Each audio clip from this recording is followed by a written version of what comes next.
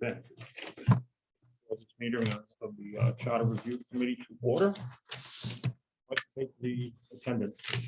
Robert Brennan, here. Scott Copley. Here. Scott Guthrie. Here. Jim Humphrey. Here. Brad Mayer. Here. Ben Para.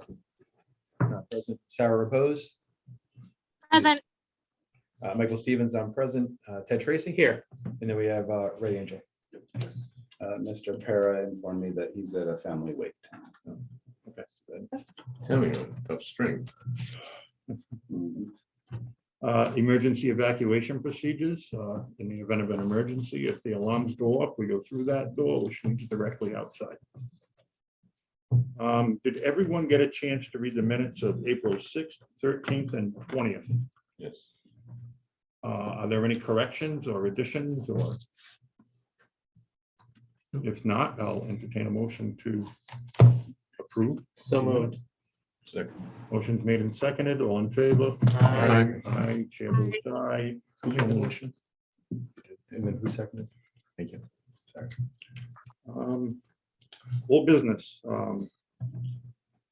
Further discussion regarding the elections, terms, party affiliation, ballots, discussion, and action.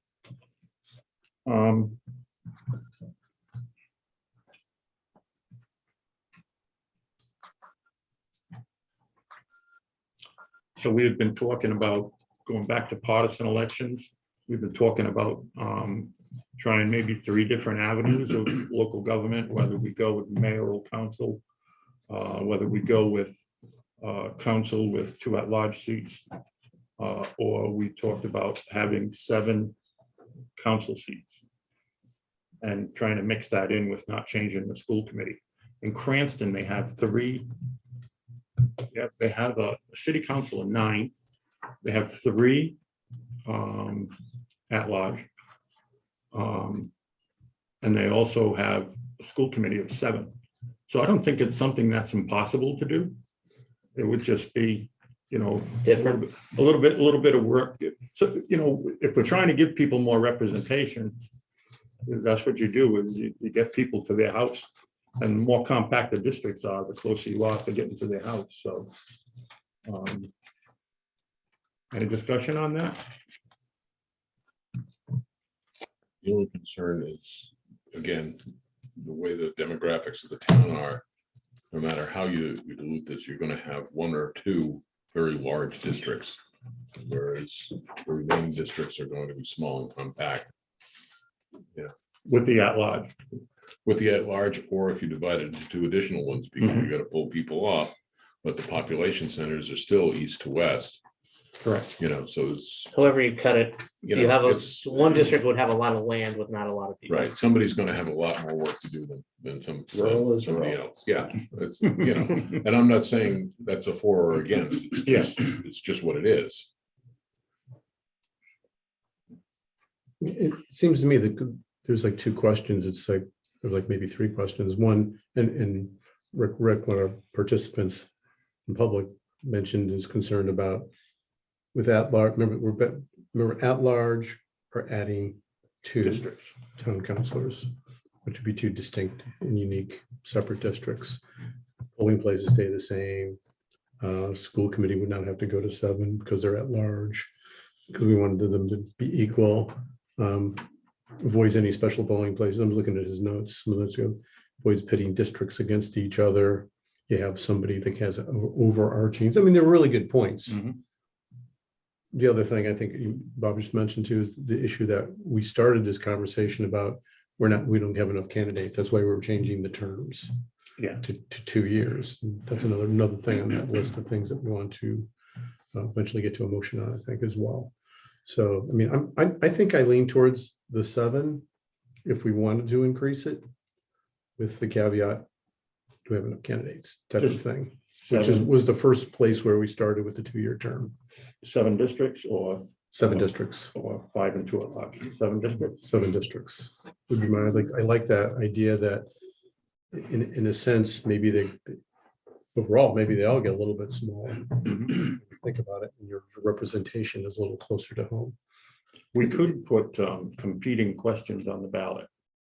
So if you wanted to put each of those questions on the ballot, say mayoral, 5 council, 7 independent districts, or 5 council, 2 at large, you could put all of them on there.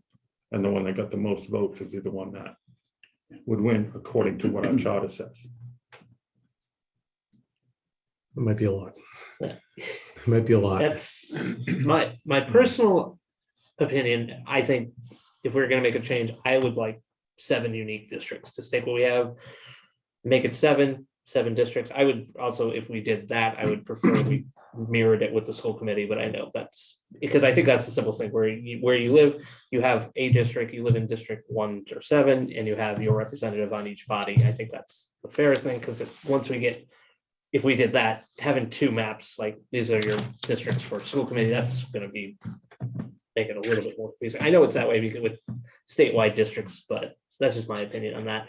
The at large, I think, is just too much work, and we have trouble getting people as it is, as we've said. So I think you have a better shot if you want more representation, make more seats, but divide it. So Yeah, I kind of agree. I lean towards the 7 districts, 2-year terms is what I'm leaning towards right now. I just think, 2 at large would just be just a daunting task, and I think kind of unfair to those candidates to kind of like, well, you can run, but you can run for the at large seat. Really I mean, want to be on that Yeah. Yeah. seat if you that would be a lot of work. and then I was wondering how would an at large seat work with kind of responsibilities as a town council member. So if you're an at large person, you're getting, I mean, every town council member should be concerned with every part of the town, but like, do you get like emails from all the districts because you're an at large, along with the, say, your District 1 candidate gets, who's in there now, gets the emails about whatever issues are in District 1. Now the at large person also would be dealing with those issues, with the emails too. I just kind of say, I don't know how that would work, maybe someone else could chime in or have more say in how that would work, but also, I think, I'm not sure if there's any cities in town that do We're losing you, Scott. all their seats that are at large, We're losing your audio a little bit. Oh, can you hear me now? not very well. Oh, sorry. You can continue. We can hear you enough. Okay, I was just wondering if, I think this might be a few cities, a few towns that do all their town council seats they're all at large seats.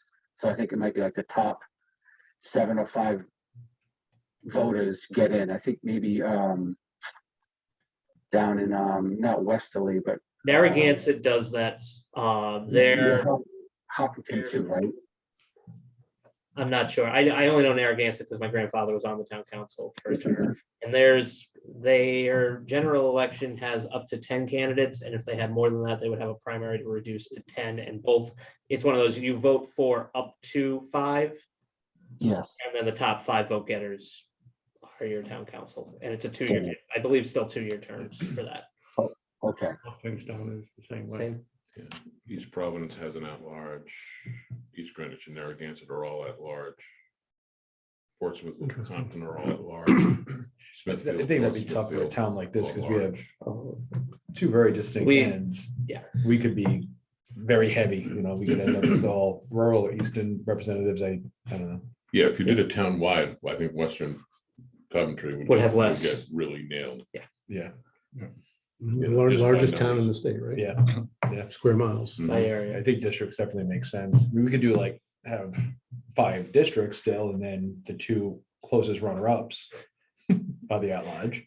I don't know. That's Well, the idea was I don't also, love it. I'm just throwing ideas. okay. I don't love it. I'm just Yeah. thinking out loud. there was also an idea, I'm not saying I'm married to it, someone that we had brought up, if we went with the 2 at large, could we make those 4-year terms? That'd be Since the it's a lot incentive. more work. Yeah, Yeah, that could be the incentive to run for an at-large is you hold the seat for 4 Because you're 4 gonna be a years. glutton for punishment. 4-year to staggered begin terms. with. Yeah, Yeah. that would be something like the first time I would say top 2, whoever gets the most gets the 4-year term, whoever would be number 2 gets the 2-year term, and then up there, it's every 4 years. Right. So one question's always up, one person's always up. But if it's 7 at large, That's totally different. That's, So if you kept the 5 districts that we have and 2 at large. Yeah. If we were to present, I would say we'd have to put a date on, at such and such election. yeah, 2 at-large seats will be up for grabs, one being a 2-year term and the other being a 4-year term, so that they stagger. Right. Further on down the road. Yeah. But what if the 2 at-larges never staggered? well, then they would always be the same. But Well, they would stagger against the other 5 of the town exactly, council. exactly. But the town council would be 2 years. Yeah. At-large would Right. be 4 years. Yeah, so we would never have a full term. Yeah. We'd always So have- if the 4 years would be in the off year, You'd have some So, continuity. Yeah. so right now you would have 2 on one cycle and 3 on the other of the 5. And then you would put the 2 4 years on the 2 cycle, so you had 4 and 3. Or all 5 could be on the same 2. yeah, if we move to If we 2-year moved to terms. 2, it would be, 4. That would work. That's what I was kind of thinking. Yeah. I just didn't articulate it. well. I also agree with Ted. I would personally like to see the districts line up between town council and school committee and make things simpler for the voters. I just keep thinking of this, and we started talking about making it easier to attract candidates to your terms. I think we're all in some agreement with that, right? And it's representative government, right? What better way to represent than to have people who are closer to you? I mean, if you could have a representative from every street, somebody would, I know everybody in my street, everybody would run on their street, right? But you could shrink it down. I mean, you're gonna know, you're gonna be more, again, it ties into the whole idea. I can run because I know my neighborhood pretty well. Yeah. I know some folks here. I see them at the store, that kind of thing, at the local school, things like that. Ties into representation and ties into our theme with attracting people to run. And that's, I think, when we started the conversation, that was our biggest issue. I think at large, I still think that makes it less attractive to run. 4 years, still a big commitment, which we said was not a good thing. Does the town have anything as far as where the population distribution is? I know there's some people working on GIS mapping for that, I mean, the census has that. That's your best place but to as far go. as how that would overlay the current districts, I mean, the census does it by census block, and on the town website, on the GIS map, it does show your council districts and senate districts and everything. And the council districts are already split out equally by population. And I know in this year, we're in a decennial census year where we're going to be adjusting some of the lines. And I think District 1's going to gain a little space and District 5 is going to gain a piece of District 4. And so there's going to be some tweaking, but it'd be it interesting depends to how see you how wanna- that's looking. Because I know District 2 is expanding quite a bit. Keep putting in large blocks of houses around where I used to walk my dog. But I think that would have an impact of it, because the district that is going to that District 1 is going to draw from is going to be District 2, because they abut. And District 2 has more to draw from coming in, but it would be, where is that line going to be? I mean, historically, I always think of it as right at central Coventry where Phillips Hill Road and all that comes in. Where does that line shift, and what does that do to things? I mean, if that line shifts further west, then you're pulling from further east, and it's actually going to be a little bit better. The western population will be a little bit more condensed, So I mean, maybe it's just data that we need to see. redistricting is always a sensitive subject, but we do it regularly. I imagine some streets and folks do change and get Yeah. noticed that you are now in District. yeah, the Board of Canvassers handles that. It sounds like they have a process. They walk through it with us. It's cost a few bucks, but it's something they do anyhow. Right. But again, the best way to do that is to piggyback it onto what is a required redistricting, is one of the points that they were making. Because they have to hire that company to come in to do it, what was it, 15,000. Special effort, yeah, special Right. effort. And, whether or not that could be done for this cycle, without having to go out and incur those expenses again, is that possible? Or does something like this have to wait until the next 10-year cycle? I'm trying to remember. If I can add to that, they only redistrict every 10 years, and the redistricting information had to be up to the state by mid-April. So we've definitely missed the boat for this round. Right. If that I helps was saying anyone. last week. I think the question that we have is if we wanted to say go to 7 districts, are we allowed to do it again in like next year for 2024? Like, or do we have to wait till 2032? Well, I might defer to legal counsel, but I'll put a supposition that you would need an act of the General Assembly and you would have to pay for it. Yeah, I know where you'd have to pay for it. To have the company come in and they gave us what, 10 or 15,000 for the company or whatnot. I get that. We wouldn't, it wouldn't cost us anything. When I spoke with the gentleman at the Board of Elections, he said you can do it anytime you want. Get it ratified in the General Assembly. It's just, you're just changing the number of seats, and it's up to the local Board of Canvassers to Adjust it. to redistrict it so that, according to population. So it's not something that has to wait until 2030 or 2031, whatever it is. It could be done and it could be handled locally, and the Board of Elections also said that they'd be willing to help with whatever resources that they need. If I can just interject. Yeah. So in 2.05, Board of Canvassers and Registration, it's the paragraph that says, the second paragraph, after each decennial census and prior to the next election, the Board of Canvassers and Registration shall divide the town into 5 compact and contiguous districts pursuant to 3.01 and 4.01, it includes the school committee. If that was changed, and I believe that there was something else that the last time we talked about this that allowed, I'm trying to find it, that allowed them to do it other than the decennial census. Yeah, you would have to strike that. Right. Or add a clause that says you can do it other times. Right. Just looking at the notes too, $10,000 for the election data services, $15,000 doing mailing, set to send postcards. To tell people all what their voters, new all voter voters. information is. It's $25,000. Yeah, but we wouldn't have. We wouldn't hire have to an pay the outside- We 10K. wouldn't have to hire an outside. Right, so it'd still be 50. But we still have to pay for it. Yeah. It wouldn't be free. Nothing's free, right? No. I'm trying to think if we had that as a ballot question, if we agreed that made sense. I mean, everybody should know if it costs something or nothing. It cost everybody 50 cents. And that's a good way to frame it, actually. He's right. So That's a great way to frame it. That's right. um, Is that value? Is it valuable to everybody to have?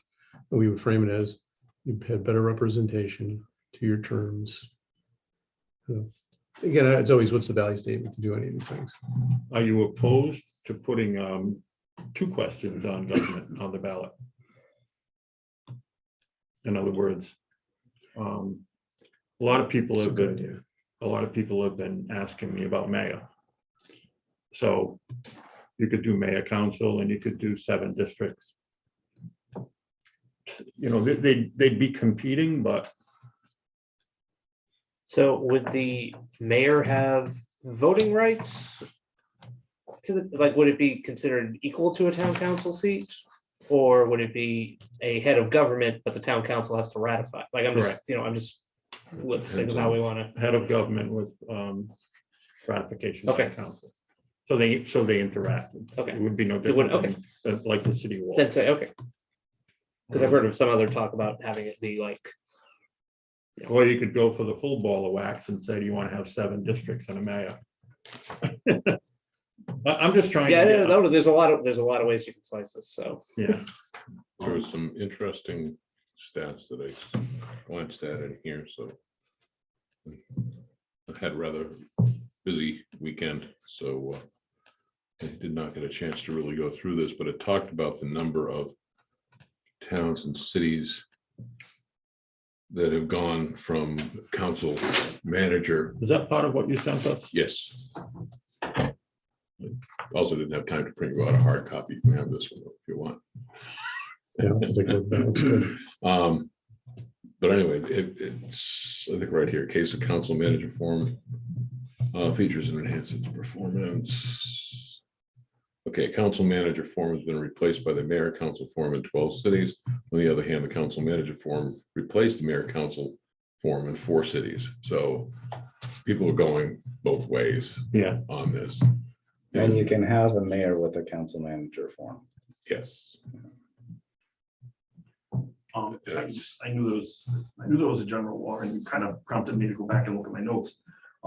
So 1711-1, which is what I talked to the Board of Elections about, when I had called them, says the local board of any city or town may on or before the 60th day preceding any election, divide or redivide the city or town or any representative district in the city or town into voting districts.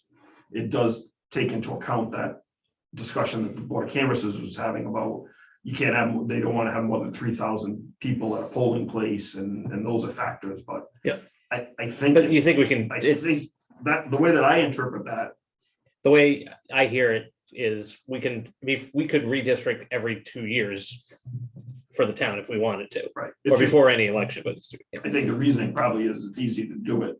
with this, when you were doing Concurrent everything census, 'cause it's else. getting done anyways. Yeah. But this would only kind of be a one-time thing that you would have to do. Right, and then we just pick up the regular cycle in 8 years, whatever it is. Right. Providing the public votes for it. As with every other proposal we're putting forward, so if we're putting, we seem to be in agreement of switching to 2-year terms. We may find out the town disagrees with that. I'd be very curious to see what the town, if we were able to do a survey on this question. That would be a good idea. Yeah, I was just sketching it out. We could have like 4 choices. Keep it the same, 7 council seats, mayor council, or 7 council with mayor council format. You get in all sorts of permutations. Or 5 + 2. Yeah. 3 + 4, 6 + 4. That's not- Makes sense. Don't even go there. I mean, the 5 + 2. Five districts we have +2 at large. I'm sorry. That would be a logical question to think ask, I 6 think. 6 and 1 with the mayor makes a lot more sense. Yeah, than but 5 you and could 2. have a tie vote. Right, No, because the mayor can split ties. if you If you incorporate that. Yeah. Yeah. That's common Again. practice in most Yeah. council manager forms with mayor voters, voting mayors. And sometimes the mayors vote all the time, they're privileged, or sometimes they only vote in case of a tie. So they don't vote most of the time and they play their cards closer to the vest. I've seen a lot of different political have, dynamics. that in the way. communities that you worked in the past, have you had that? Mhm. Yep. The 6 + 1 too also kind of helps on the school district side. At least it's 6 school committee seats, Mhm. right? Instead of 7, like we know 5 is tough to get. We go up to 7, it could be hard to get 7. Who breaks the school So who tie? breaks the Yeah. tie-ins? Yeah, that's a good point. Yeah. Yeah, Complex, isn't it? yeah, so maybe that's an issue. I was all for it, but we proved me wrong, so. It's a good survey question. Brad, why Yeah. don't you Yeah. form, You know, um, the Senate doesn't have as many seats as the Assembly, so I think the committee, school committee doesn't need to have as many seats as the town council. Yeah. There you go. why don't you form 4 Yeah, that's questions? And we'll have Ben put it on the website. And a code I red really, announcement. pardon? And a code red announcement. They can do rabies. Mhm. Trying to get away from that. Just, yeah, I'm not gonna, oops, did I send that out? Yeah, I'm thinking the 2-year term. I don't know if we need to survey that question. I feel like that's pretty solid. Mhm. When we get into the models of adding, when we get into adding a lot of the public, like your growing government, you're adding to it. Those are the things we need to survey. I agree. And so you've got models of government. I guess we're gonna frame it as models of government, Mhm. A, B, C. One of them would include increasing the number of councils with, we have to frame it somehow. We don't wanna influence the answer, but it has to say something. Why would you do that? Well, we would do that because it brings it more representative, my opinion. More. We need a couple of things. So maybe Brad, you keep those things. Maybe we just feed you any thoughts in framing those questions too, because we need something like that with each Yeah. question. It can't just be this. Yeah. They need to know. I mean, we've already This is- sent out. This is the gonna deserve two-year a paragraph term. each, I think, type of thing. Yeah, Don't you yeah, think? there's gotta be a pro and con. And We want the survey And it simple, begs but the question, is the current model representative enough? yeah, Right. exactly. Yeah. Are the people happy or not? No one's happy. No. No, Those are two different the purpose of questions. government is to make everybody equally unhappy. No, the two-year term, I just want to bring it up again too, is, I mean, staggered and unstaggered. The staggering thing just It occurred really- recently, right? It wouldn't be unless you had off Yeah, your it doesn't- elections. With 10 2-year years. terms, it doesn't, we would have to have separate elections just for I it. mean, I don't like the stagger myself. It's it- confusing, but people like to believe in experience around, I guess. think Well, you with the don't want 4-year, that, it kind of works because I just feel it's like, well, every 2 years I vote for either 1 year it's town council, 1 year it's school committee, it just goes back and forth. I do like, you got the, but Hmm. if it was everyone, The problem Keeps it with simple. having everyone elected in the same year is the motorcycle gang effect, where you have one hot button issue that sweeps everybody out for one issue, and then everyone leaves the next year. The staggering terms brings more stability in government and is generally preferred. But it also lets people sit on their hands. 4-year That's it. terms. Well, the length of time is a different issue than the motorcycle gang effect. Yeah. I mean, you just don't want to have it all in one swoop and have it change every time everyone's up. Yeah, so how do you do that with a 2-year? But then we would be increasing election costs if we have to have an election every year. that, and that would be, Then into the off-year elections, which is definitely something we were talking about as a key thing we wanted to, we started with special elections, try to let me minimize see what that. turnout we get. If We're this trying to is the only minimize- question, Expensive elections. how many, it costs a lot and it's probably gonna get low turnout because admittedly, when when there's a presidential election, that's when you see the biggest turnout. When it's, governor, that's the second biggest. If we're just having an election for town council or school committee, Yeah. that's not gonna drive people to the polls. Somebody could win with 10 votes. Agreed, agreed. So yeah, how do you stagger? Well, sometimes the tried and true measure is to do it the old fashioned way, so. The alternative argument for 2-year terms in the motorcycle gang is you're only gonna live with them for 2 years, so. Yeah, Yeah, they're back again. That's right, that's So good, that's a good it's point, too, like- yeah. It's not like it's over, it's quick. Always amazed at Congress, 2 years, like 1 year and then next year, then for the next office. It's gotta be painful, I would think. Let's throw our ideas at Brad, and Brad can write either 3 or 4 questions that we can do a poll with. Okay. However we do the poll on the website or whatever. Any thoughts with this funnel? I like to know. You and Scott? You doing? I'd like to know Hey. how people feel. Hello? iPhone, Kent, could you mute yourself? Yes, Thank you. There you go. sorry. Okay. No problem. No problem. All right. Okay, So, good. We can revisit it next week. yeah, Make some decisions on that. good. 1520 amendment of charter. I think we wanted to take out some of that language that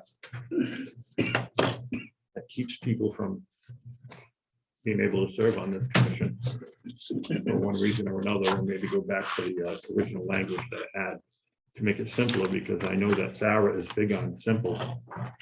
And let's go to, I guess I have said that a few times, huh? yeah. Financial provisions.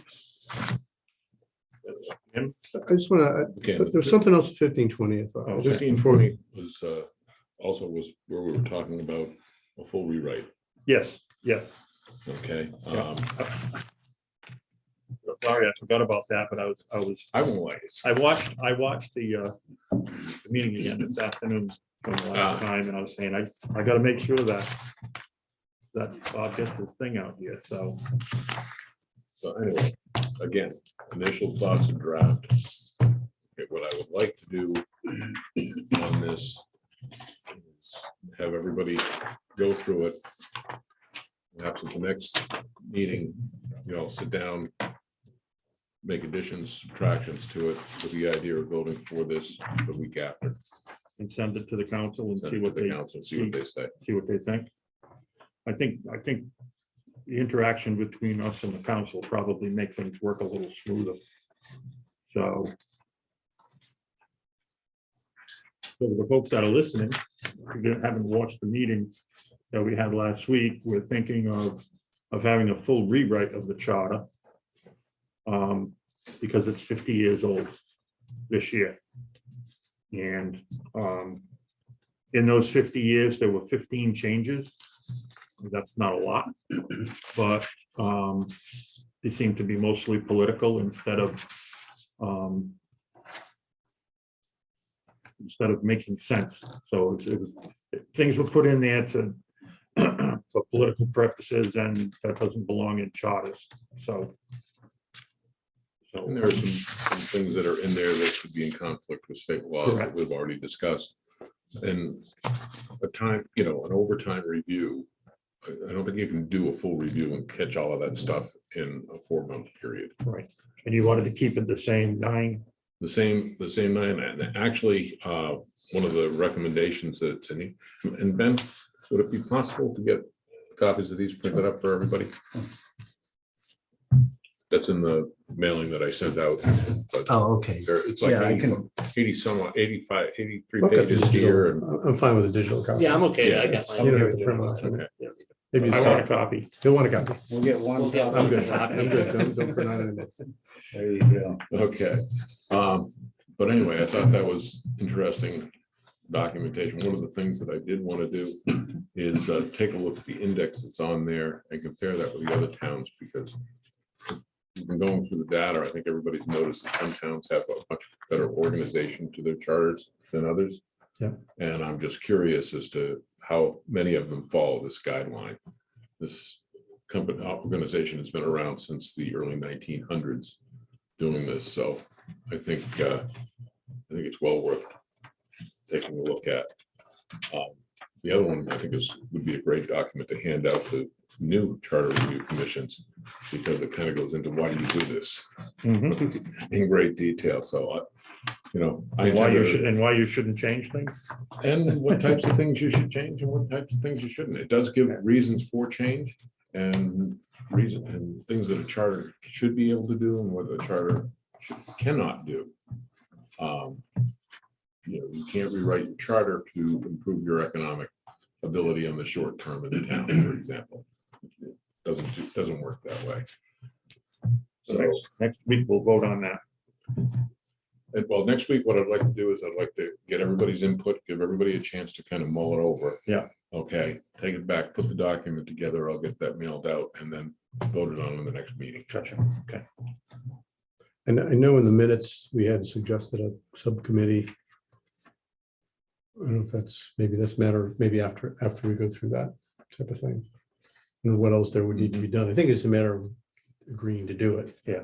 So, Yeah, basically, because it's not going to be this committee that does this. Okay, what I put in here, and one of the things that I want discussed is I have it set up as a minimum of 1 year with a maximum reporting time of 2 years, with a provision that if the committee requests it, the town council can extend that deadline. But the minimum would be a 1-year review. And then provisions for replacement of members, because in a 1-year period of time, somebody can move, get Yeah. a new job, and there'd have to be a provision for replacing that member. rewrites a ton of work. Mhm. Hey, Scott, I walked by, I was at the State House, I just came back from there. And there was a room called the Charter Museum or Charter something. Probably part of the Secretary of What did State's we- office. Yeah, it was on the first floor. I don't know what that was. Yeah, that has to do with the Rhode Island Charter, which is probably the most interesting in the country. Okay, I didn't know what that was. The original my eye. Rhode Island Charter. Yeah. Talks about the king and all that good stuff. Oh, there you go. Bunch of I think it stone was slabs. museum, so that's making more sense to me now. Yeah. That's probably what's on the first floor. Okay. Financial provisions, Jim. Yeah, we met again yesterday. We're making really good progress. We focused on, getting feedback from the public as well. I just could tell you what we've been doing. We're trying to, by 25th, have this ready to be voted on by the collective. But, a lot of bits, parts and pieces to it. But we focused on the guardrails. We focused on the thresholds of number of signatures, number of the dollar figures, on the high end and on the low end. And we're just, in general, we're just trying to iron that out and bring something to the table. We can tell you that we looked across a compendium of every town in the state of Rhode Island that does petitioning in various forms. And we started with Kingstown with 200 signatures, but as we've seen, most towns, it's much greater than that for a referendum. And we're kind of leaning towards a much larger number, more like 500. We really think that's so important. It's got to be done well, and it shouldn't be too easy to do, but we don't want to make it too hard to at do. the same time. We've had that conversation here before. The same thing with dollar thresholds. Again, there's some concern it could go too extreme. I mean, we want it to be, reasonable. Obviously, it's got to have a guardrail. You can't go above 4% levy in a given year. So with the budget, that's going to be one of the options, and what you can add to it, that's going to have a guardrail. We can't just say you can only have 0.2% of the budget or less, which is what $250,000 is, that you, the public, can weigh in on. I don't think that would fly. We're just saying, yeah, you could change that, and it's too small. On the lower end, though, the decrease, we've got to have some guardrails for that, and we've been coming up with some ideas. We have some verbiage that we're kind of playing with.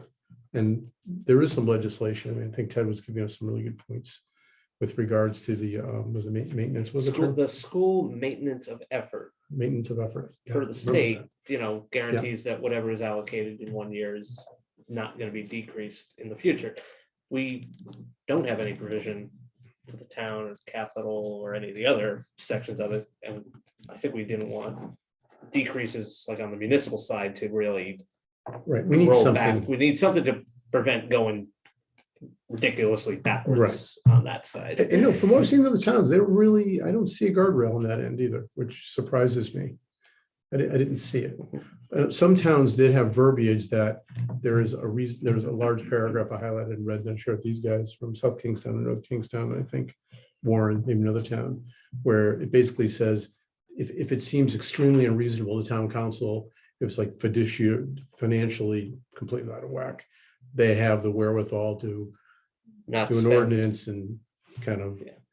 but we have to be careful with that kind of language too. Mhm. It's like, yeah, you can do that and go through a referendum, but the town council can change it. Well, there's some happy medium here that we're looking for, I think, when all said and done. So we're looking everywhere.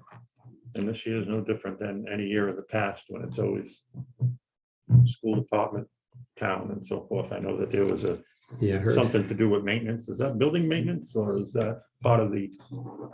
So in addition to the maintenance of effort, where you have to maintain their funding, 3 years ago, the State General Assembly state passed a law that schools must reinvest. Now it's 3% of their total operating budget in building maintenance. Now, And is that like whatever you spend this year, next year? no, that's what you Or in the budgeted same this year, 3% of that has to go to building maintenance. Now, they complied last year because they used federal fund money. They're not using their appropriation to fund maintenance. They're saying they don't have it budgeted, and so they can't do maintenance unless the town is going to appropriate even more funds to meet that maintenance requirement. Who owns the So did school? I'm just curious, this is a state law. Well, the town's the town. The town owns all the schools. Town owns all the buildings, right? Yeah. And for housing the schools, the state gives the town state housing aid and reimburses that maintenance of the schools at a rate of 42.8%. So that's where the town gets the money back.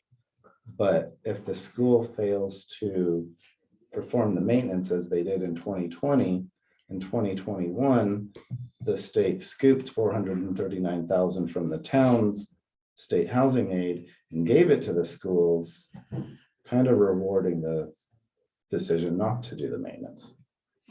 Although from the state's perspective, it was to ensure that the maintenance would get done. Here's the money. So in dollar figures, how much does the town get from the state in the housing? Like, or let me put it this way, if they don't meet, if they don't meet the requirement, how much does the town stand to lose? $1 million. $1 million.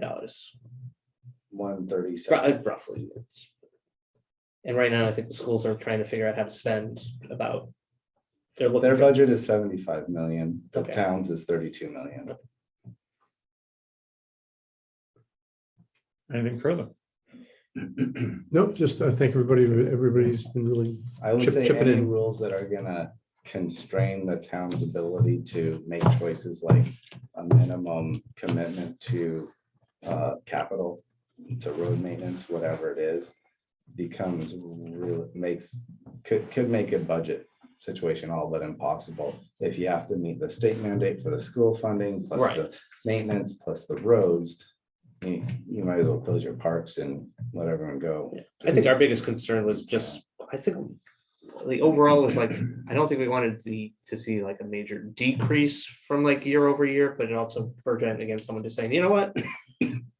Town has money in the bank, so I want to cut $3 million from the municipal side, and you got money to like something on the deep end for that to go down. It's like, spend the money you have in the bank, give us all a tax break this year, and we move on, which again, I think would be a very short-sighted proposal. And yes, but that's right. we want to just protect against those type of Sure. things. Because some towns, they said, they had rainy day funds or surplus funds and they were secure. They couldn't be touched. Right. Some towns, they literally said, you can move the money around from the approved budget.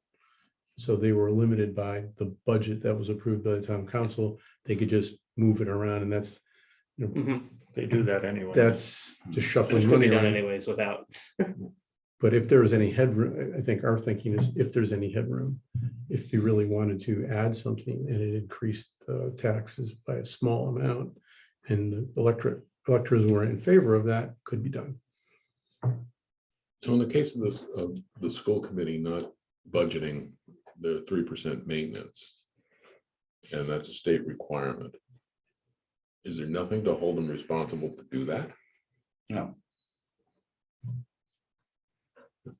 That's the risk So- of funding so- mandates. In my several budget meetings, which has caused no amount of discontent by the school committee, I proposed that the town fund the school maintenance and put those funds in a school restricted account that can only be used for capital.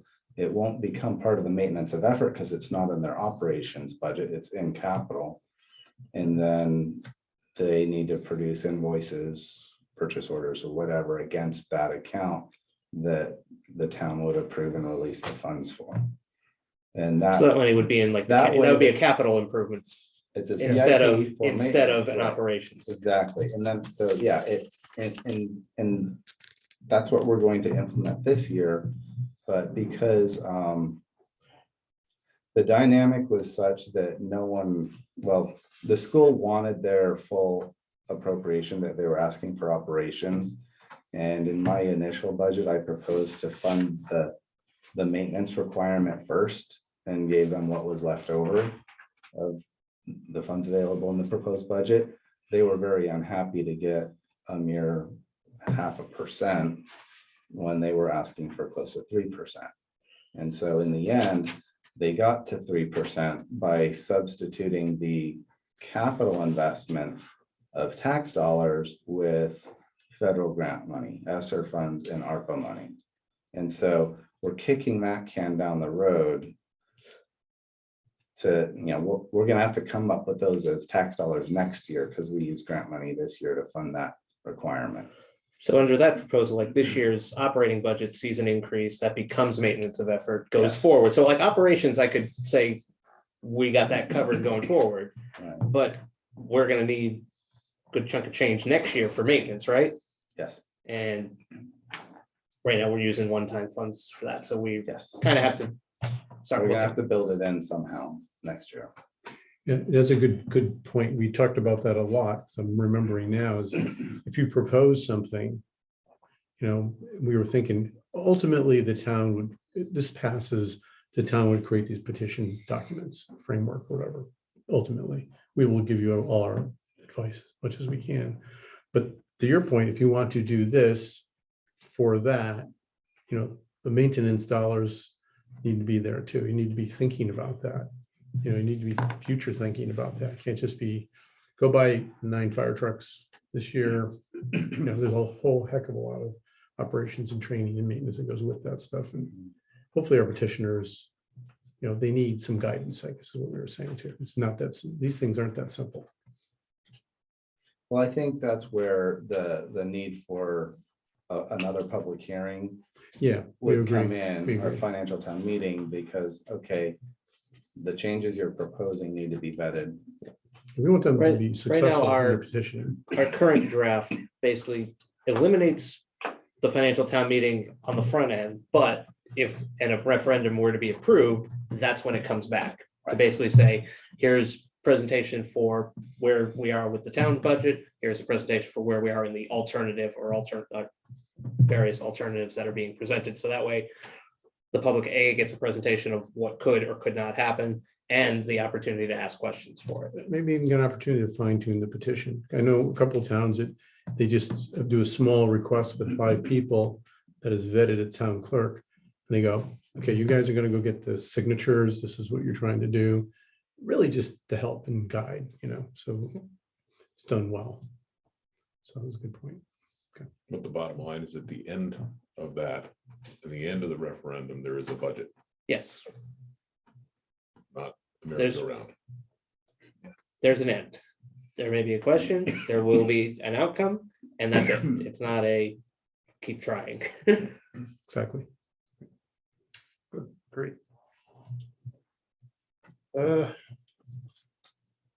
Article 3, fire department. So. Still waiting, I guess, till the second week of May to see what's gonna happen in central Coventry. Leadership of the General Assembly on both sides is aware of this law. I was told last night that they will not get 1 cent from the state. So if the voters vote down this issue, I think town council is going to have a lot of work to do in the next couple of months. If they do pass it, we will still send our question to the voters and put that on the ballot Yeah. question. Even if it passes, they were saying they don't know what's gonna happen, because you don't know when people are gonna pay the bills. They're not gonna be able to get the bills out for another month after the results of the election. So they said they were gonna run out of money at the end of June.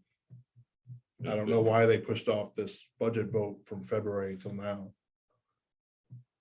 That's a good point. We're still being taxed at a certain rate. We're still paying, Yeah, they're not getting nothing. They're trying to get more. And to get more, to your point, it's still a process of being billed and Mhm. moving money. And It takes months. It'll take months. Because this vote is for the current fiscal year. yeah. Supplemental, right? Supplemental budget. Mhm. So If, since we're sending out a survey on the other questions, does it make sense to add another question on the survey? About the fire department, do you support a townwide fire department? Yes or no? yes, Yeah, why not? I don't think it hurts just to, if you're gonna do the survey, the poll, might as well add one more question to it. Yeah, we just have to can frame it appropriately too. Yeah, It's just not a yes or no. Do they, Yeah. why are they asking us this question? because either way, like this, Some This people is still do gonna be an very issue. well. Yeah, even if it passes, it's still gonna be an issue. It's If good it sort of passes, question. it's a Band-Aid. So even if it passes, from what I recall from when they did that presentation, that's still not enough for them to meet payroll toward the end of the year. Yeah, because that doesn't If they equal the fail to 3 meet- million they're asking. Right. And if they fail to meet payroll, does that not trigger the state to take over the fire, to put it into default? And again, It would. Under fiscal The stability, whole 2015 thing revisited. well, I think under the last time the state gave that fire district $1.5 million.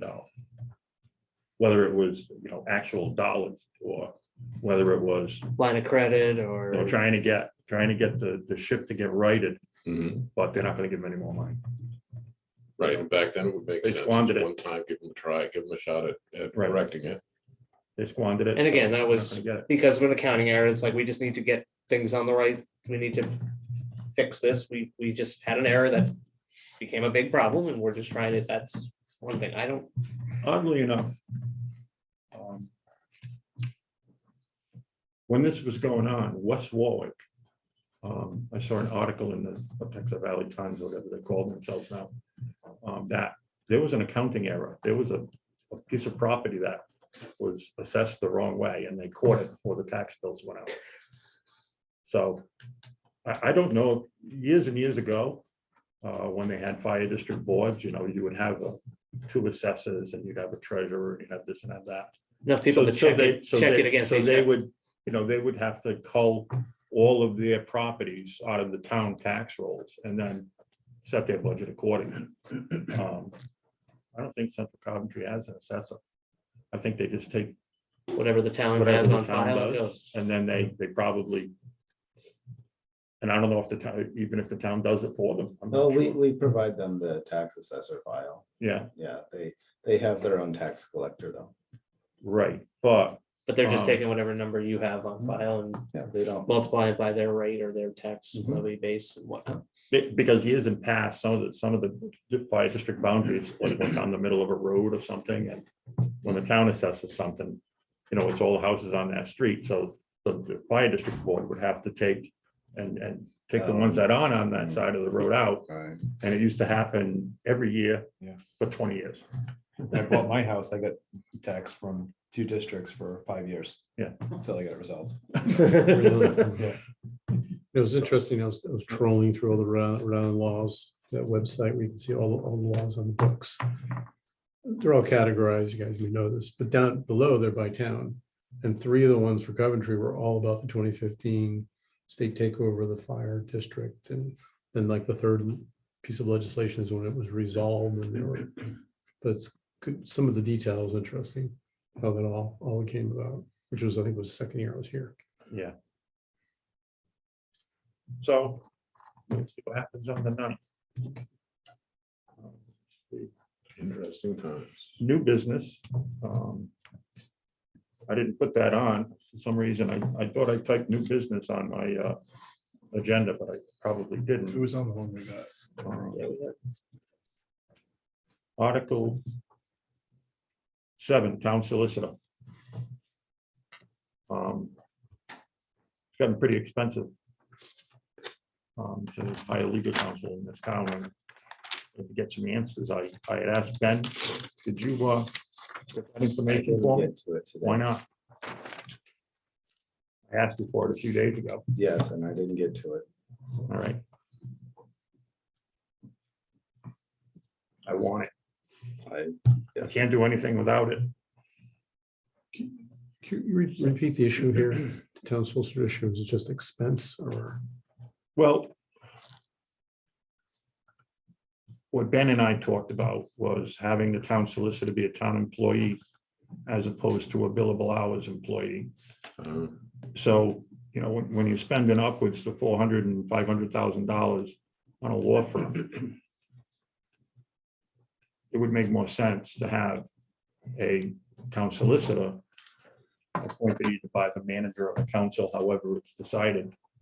And you'd cut that by Just by move- 60%. Just move it into a salary position with the Correct. town. And you'd also have their undivided attention. Correct. And you lose So- that conflict of interest of 2 opposing attorneys working on the same. Absolutely. Like when we spoke about the fire department the last time, Mhm. you know, the same law firm that represents the town represents the fire district.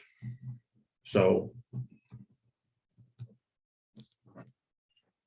So has that analysis been done? I mean, 60% is tremendous. savings, Well, if that's true. without the numbers, I can't tell you.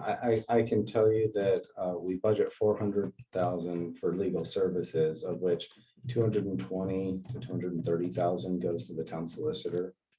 So they represent a little more than half that. The rest goes to the special counsel, labor counsel, landfill counsel. You know, we have special counsel for tax assessor. We have a lot of different law firms all handling different aspects of the town's legal needs, which again, you wouldn't eliminate with having an in-house attorney, but they might be better managed. And maybe some of them could be eliminated because you wouldn't have the conflicts of interest and they could maybe take on more in-house. But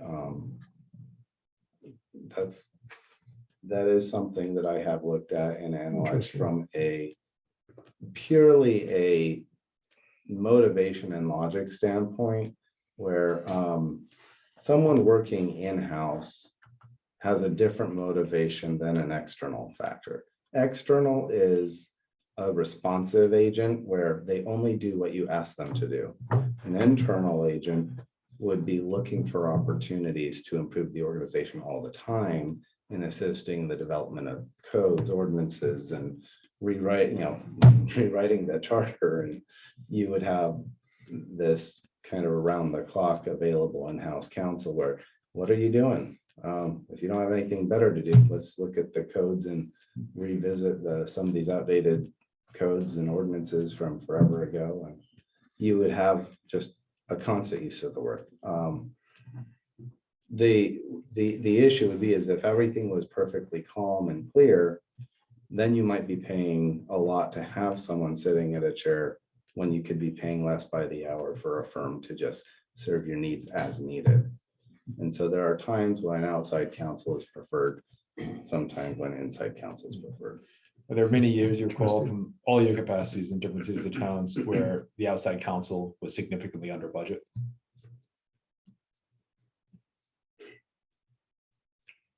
Yeah, that's happened because of extraordinary unanticipated legal battles. Sure. I mean, things happen and, you know, budgeting for legal expenses is really hard because I can't tell you what next year's Sure. going to bring and Yeah. whatever happens, happens. You know, last year and this year, it's a lot to do with Johnson's Pond. Sure. But overall, you know, things kind of go up and down and ebb and flow. And we've been consistent for the last few years around that 400,000 mark. But I do need to get you the exact numbers because I said I would. Finance is understaffed and behind on a number of things, and I cannot Like cutting checks to employees. like cutting checks to employees. Everyone got paid on the day they were supposed to get paid. I couldn't imagine having an attorney as a full-time employee in a town this big. And in the best of years, that person not having a lot to do. But I still think I agree. we're gonna get more for the money that way. We're in a world of litigation, that's for sure. I mean, it's everywhere. And just for town council, yourself, people on this floor, they can go in and ask a question, get some help without making a meeting somewhere some week. So that sounds pretty good to me. My interest in the charter change would be that the town solicitor be appointed by the town council, not the town manager. The town solicitor is the solicitor for the body politic, the town of Coventry. They're not the solicitor for the town manager or for the individual council members, although there may be times when it's in the town's interest to represent the interests on behalf of employees and elected officials, but it's the town solicitor. And just like I'm the town manager, it wouldn't be appropriate for the town solicitor to appoint the town manager. It really should go to the town council. And to that extent, either appointment of town manager or town solicitor could be political. And therefore, it's better that the town manager not be involved in the politics of the appointment of the town solicitor. Right now, it's structured such that the town solicitor is the town manager's appointment. And if I believed that, I'd be a fool. Because just because it says it in black and white doesn't mean it's the prudent reality of way of doing things. So I would like to see that change. Town council appoints the town solicitor. Whether that appointment is necessarily in-house or outside council is a separate question. And I don't think that that question needs to be in the charter, because again, you'd be binding the town's hands to a course of action or a solution that may apply for this period of time, but not later periods of time. I mean, let me understand what you just said. In terms of full-time town solicitor, you're saying depends on the, sounds like something we want to propose. Okay, because right now it says there shall be a town solicitor who shall be appointed by the town manager with the approval of the town council to serve at the pleasure of the town manager. The town solicitor may, in like manner, subject to and subject to the approval of the town council, appoint one or more assistant town solicitors. So right now, it's in the charter that it's in, the ball's in your court. It is. So are you saying that it should not be in the charter at all? No, I think the charter should be changed to say that the town solicitors by appointment of the town council. Okay, but Period. whether or not it's an employee of the town, Right, that's a separate issue. And, you know, to your point, Michael, maybe that's true that this town is big enough that it will always have a workload that exceeds the capacity of one full-time solicitor. Maybe they get a paralegal, maybe they build a staff, maybe it's a department. It's certainly a very big department in major cities where they have a whole army of attorneys and paralegals. But for Coventry, we definitely have the legal workload to justify it. But in the, correct me if I'm reading, as you read the charters, we could do that. Yes. So we can't do that right now. so basically it's changing town, Not a charter wording for change. town manager to The town town council. I mean, the council. way it's worded is like, is the town manager going to recommend a town solicitor that the town council is not going to approve and ratify? I'm going to be checking over my shoulder to see Of course. who do you want?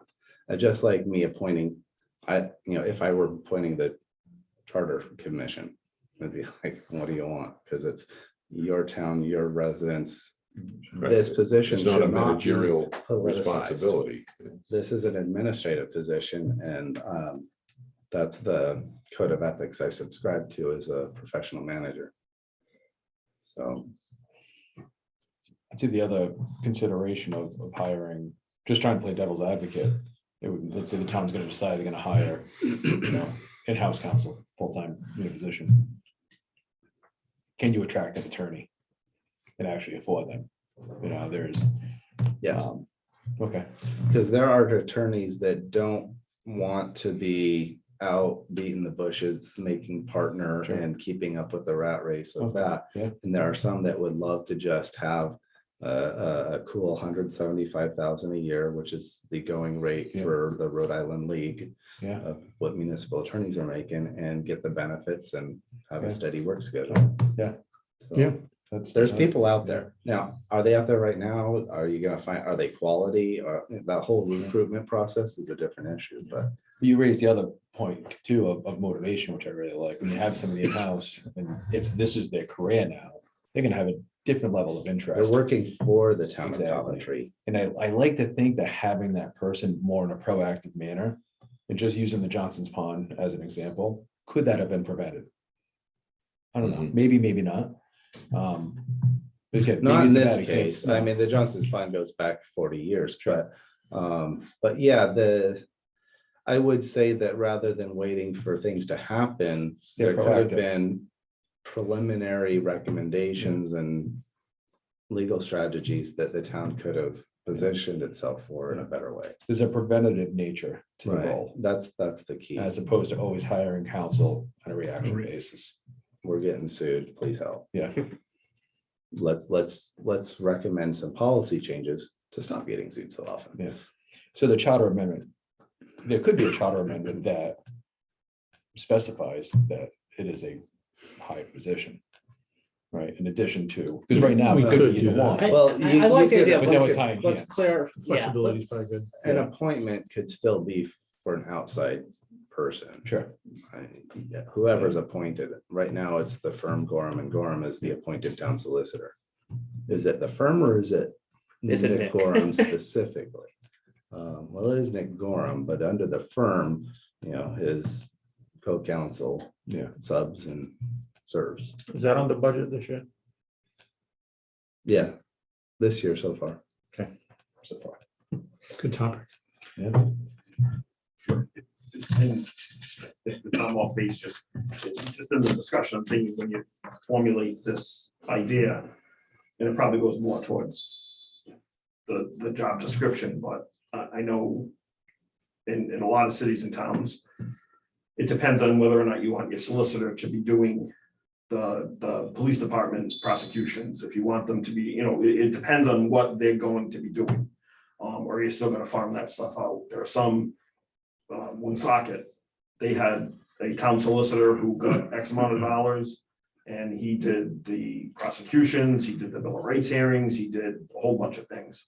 At the end of the day, he always used to joke he was making about 50 cents an hour.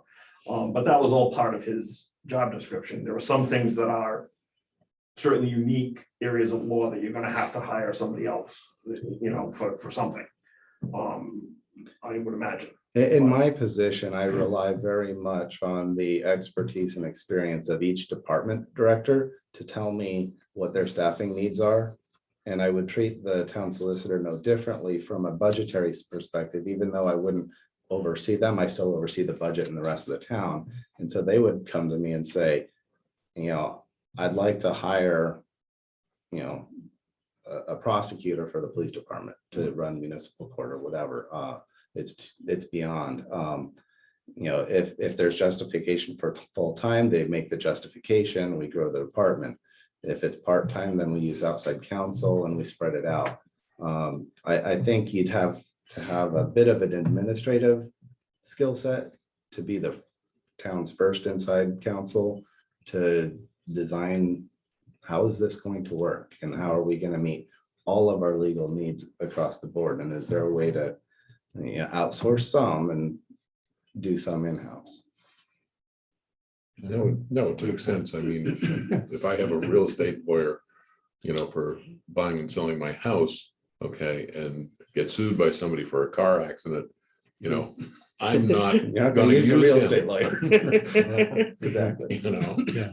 You're gonna need That'd be like saying I consulting have help. a general practitioner, an internist, and I need a major hip replacement. I'm not going to have him do it, You're not going to. I'm not gonna go to a endocrinologist for gastroenterologist orthopedic either, surgery. it's, there are specialties that you need to take into account.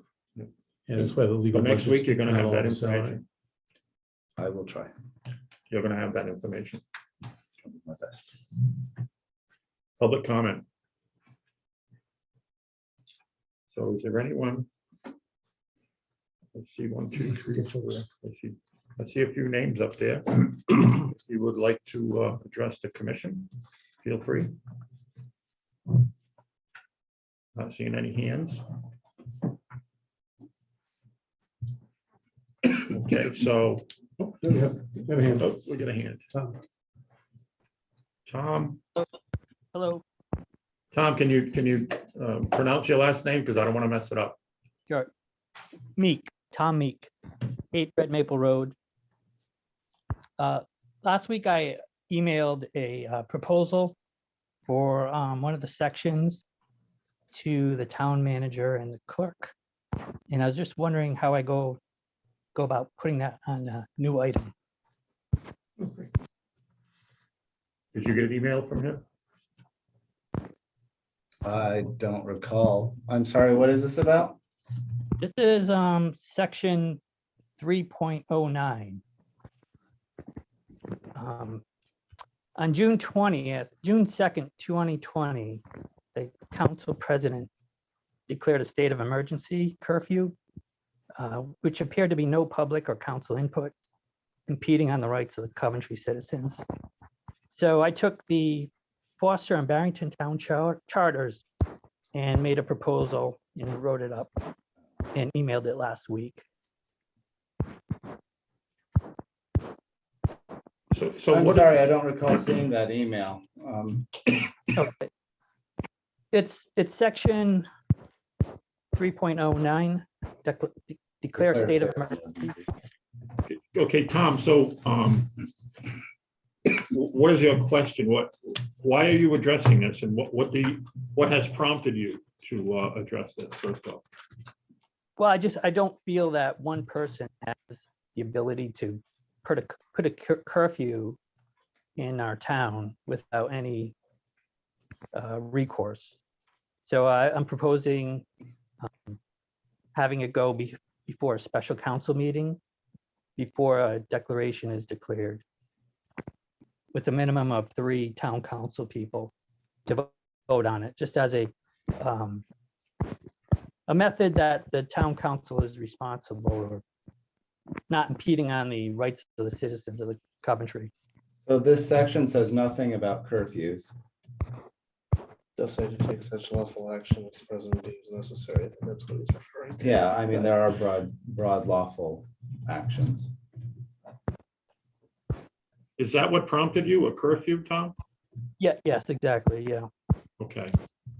Was that during, That was right after the riot.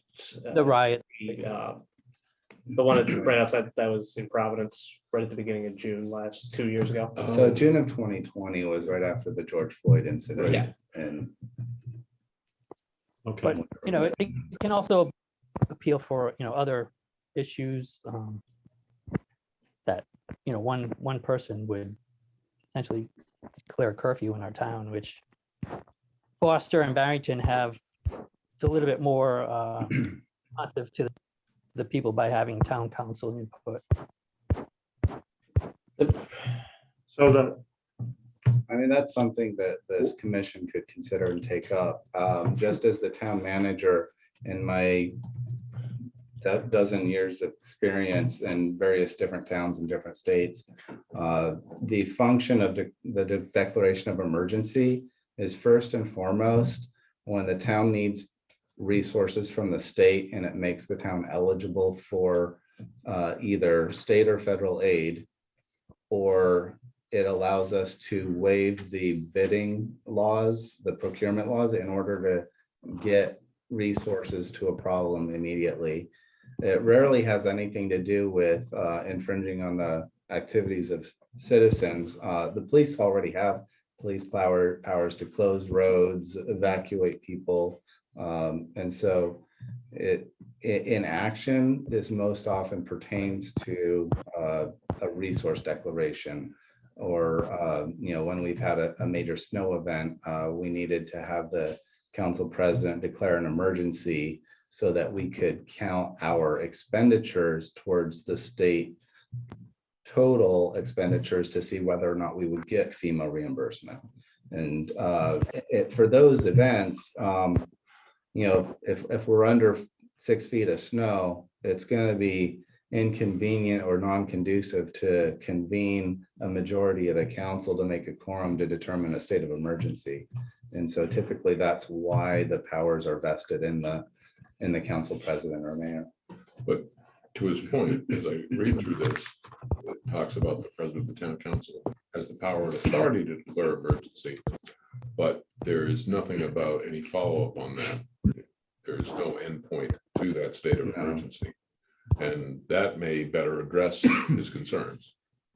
Yeah, I'm okay with the ability to, Right? It's an like, if there's an emergency. emergency or a potential for an emergency and they're taking action for public safety, which I believe was what caused the one back in June 2020. Like, in the moment, I can understand that. If maybe there was something we needed to look at for, if it became an ongoing thing, for there to be review of it, maybe that might be the avenue that we want to explore, Or not at a necessarily point the in which the power rest of the to. town council needs to be involved in the Yep. continuation. Or it's only That was one of hours. 24 Right. hours or something, Maybe- something short, very short and limited term, Yeah. So I think. Maybe we consider Oh, I'm sorry.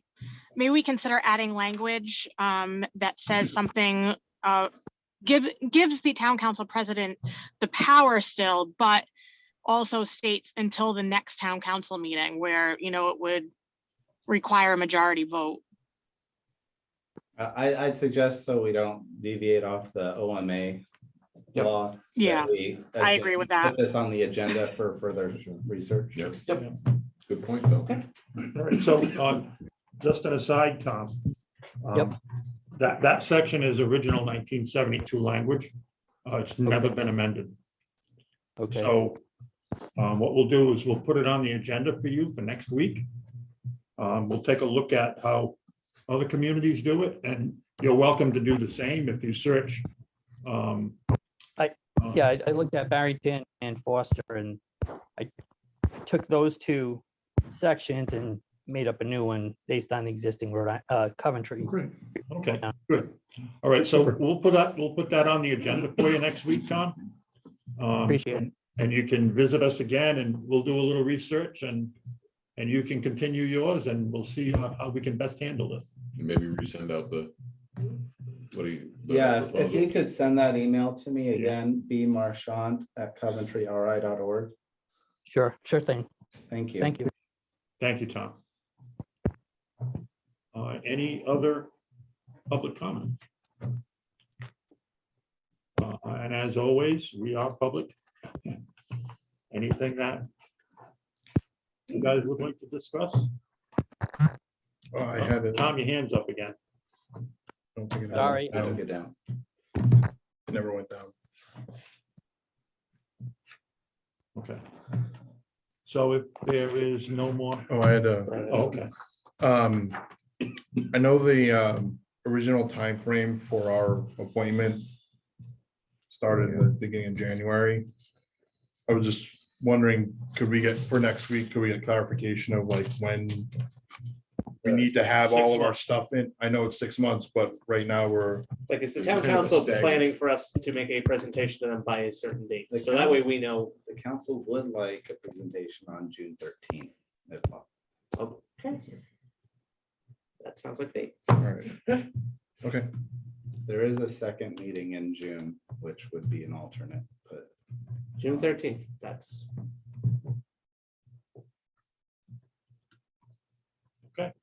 Okay. last day of school. I'll entertain a motion to adjourn. So moved. Second. Motion's made and seconded, all in favor? Aye. We are adjourned. Good night, everyone. Good night. Good night. thank you. Bye, guys. Right.